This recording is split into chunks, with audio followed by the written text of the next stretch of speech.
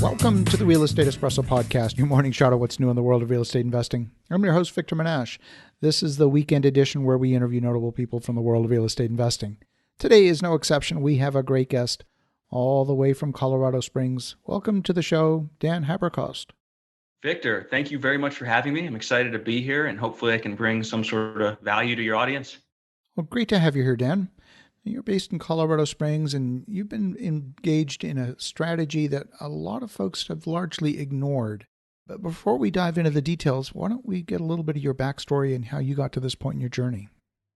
Sure. So my first experience with real estate was actually when I was 16 years old. I was managing a portfolio of rentals for my boss at the time, along with a farm while I was still in high school.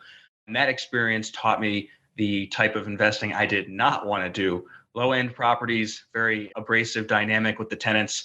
And he was basically a slumlord, to put it simply, in hindsight. So fast forward through high school and college, ran a number of different businesses. And by the time I was 21 years old, I was getting to the point of being done with school. I was running a landscaping company. And I said, okay, well, once I'm done with college here, I'm going to have a lot of extra time because I was working full time and going to school full time.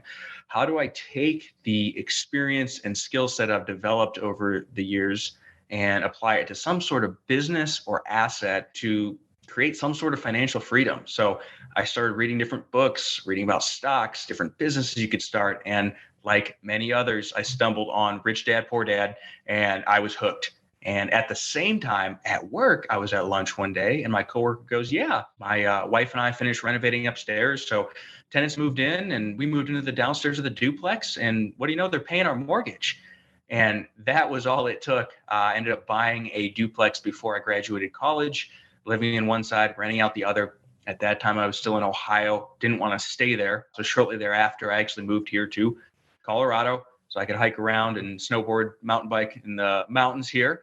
Fast forward to today, and I have a land and development business on the active side, and then that feeds the passive investing. So there's really two buckets. That's kind of how I frame it. Yeah, so I work for myself, working on building those businesses and continually scaling and offloading tasks as I learn them and moving to higher dollar an hour tasks as time goes on. I love that. And it's such a common story. I mean, everyone I know has a purple book story. Robert's a great educator. He's a friend. He's been on this show several times, and I've been on his show. And he's made such a huge impact on the world in just getting people to think critically, think differently, sometimes controversial. Sometimes he offends people, but he has really had a massive impact. And I know I'll be forever grateful for the conversations that he and I have had. So, Yep. Yeah, I love that. That's great. So today you've moved away from just looking at rental properties. You've done the house hack and figured out a path to at least building some amount of wealth. What's your focus today? The focus right now, great question. So on the active business, I've got the land flipping mostly automated, right? So that involves the buying and selling of land, some for cash and some for notes. And then on the best parcels, I'll put a spec house, right? Just a simple 3-bed, 2-bath, 1,500 square foot ranch. That way I can get the most out of each parcel. So that's the land business. And I have that mostly offloaded to employees and then also just various general contractors that kind of take and run with the builds once they're in process. So what I'm working on right now is going after much larger parcels to actually be developed and then sold off to the major home builders, because in that space, the margins, you're really just adding a zero or sometimes 2 zeros to what I'm currently doing. So as I mentioned, working on expanding my skill set to higher dollar an hour tasks. So that is the focus right now. There's a couple areas in my market where the major home builders are looking and actually buying. And so getting the parcels surrounding, focusing on those is really what I'm doing, and learning that process to take that piece of raw land, bring utilities to it, subdivide it, et cetera, so you can sell it off to the major home builders. Because the institutional players, most of the time, will not touch the land unless they have shovel-ready lots. And in fact, a lot of them want a graded pad site with the utilities to the corner of the pad site. So that's what I'm focusing on right now, because that's a new skill set and, well, a new pay grade, really, once figured out. That strategy, and it's something that we're doing extensively in-house as well. We have a number of residential subdivisions that we're building where we're converting what would have been agricultural land at one point, getting that replatted into a planned use development, and doing the full build out. In some cases, delivering a shovel-ready lot to a national home builder. In some cases, the national home builder is buying the entitled parcel at preliminary plat approval.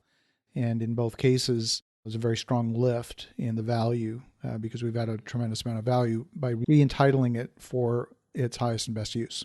Sure. So same thing that I'm working on. How do you choose your markets? How do you decide, this is a particularly good area to do this? Because there's land everywhere. You can buy, Sure. Agricultural land anywhere from 3,000 to 10,000 an acre, and residential land is at, like you said, a couple of zeros, but not every land is suitable or even desirable for converting to residential. How do you choose?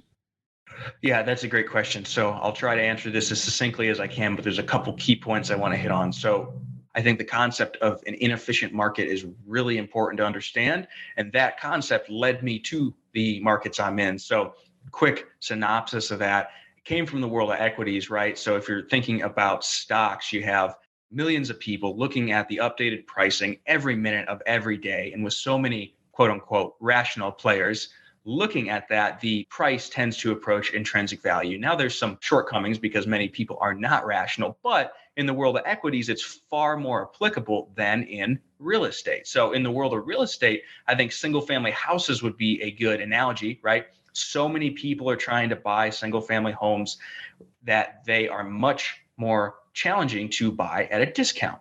Now, that is not the case with land. It's not well understood.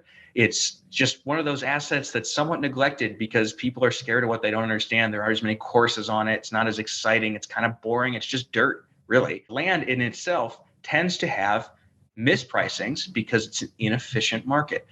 Add to that, literal markets as far as location tend to be less or more efficient depending on how many people are there. So keep that in your mind. South of me here in Colorado Springs is a failed subdivision from the 70s. Actually, the same developer who did Lake Havasu did the subdivision. It's about 45 minutes from Colorado Springs, 2 hours from Denver. And if you think about how much Denver has grown, Colorado Springs, and just Colorado as a whole has grown, 45 minutes south, you have, what was it? It was about 20,000 shovel-ready lots. So all utilities there, subdivision has been done, et cetera. They're ready to be built on.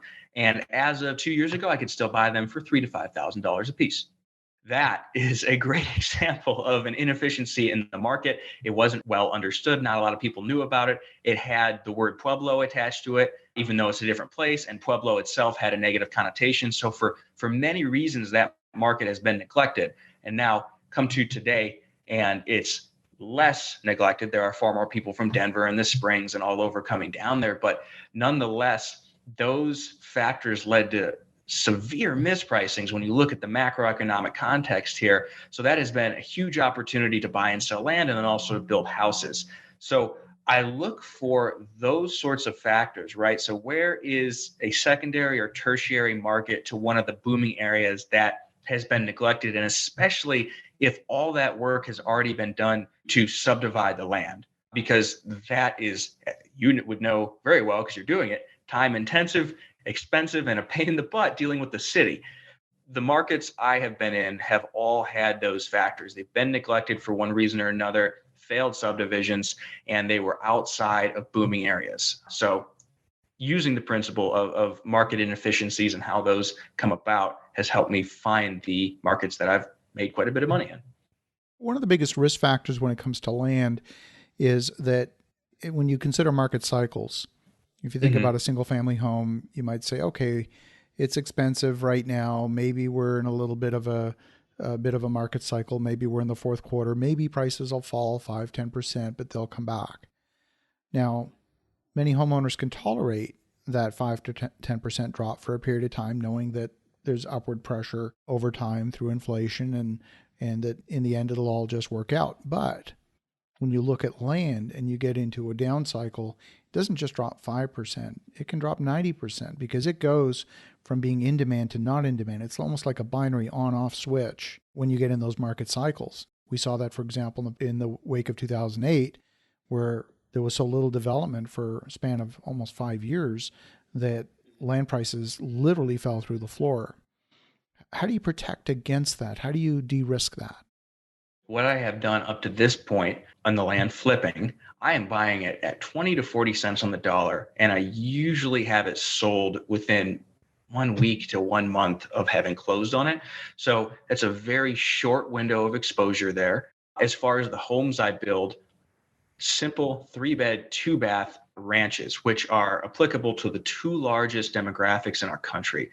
Number one, retiring baby boomers, or first time millennial home buyers. And if the market crashes tomorrow, number one, I have quite a spread, like a 30% spread, and that helps because you can drop the price and just try and get rid of it. But number two, those demographics aren't going away. And if you look at the macroeconomic context of this side of the country, it's far, far, far cheaper than many of the markets that these people are coming from. So I can sleep at night knowing or assuming that if everything goes to heck overnight, I can drop the price and I can at least offload it to one of those demographics. There's going to be someone needing a home. I think I heard we're 5 million single family homes short, something like that in the United States now. So that's kind of my thought process on the homes and the land flipping. Now, how do I apply that as I move towards larger developments? Well, that's just a matter of how I'm capitalized. And again, I'm working on these now. I haven't officially done one yet, but I have a number of partners who are much older and who have the capital to hold on to that sort of thing if the market does crash. So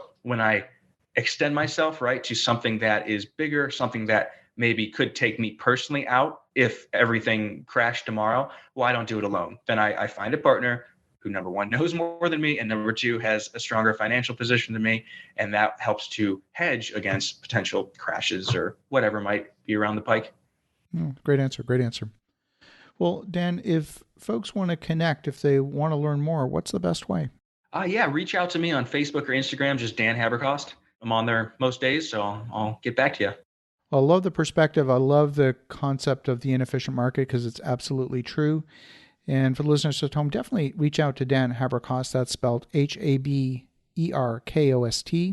We'll put that in the show notes as well. In the meantime, have an awesome rest of your weekend. Go make some great things happen. Talk to you again tomorrow.